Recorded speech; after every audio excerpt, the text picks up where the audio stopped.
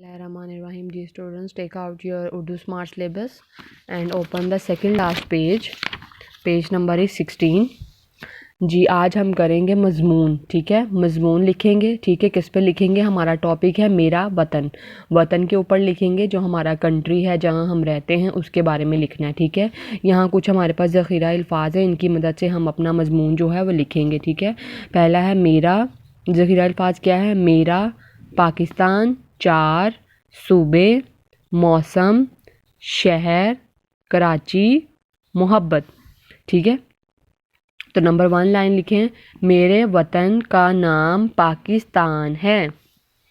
Number 2, اس کے 4 صوبے ہیں.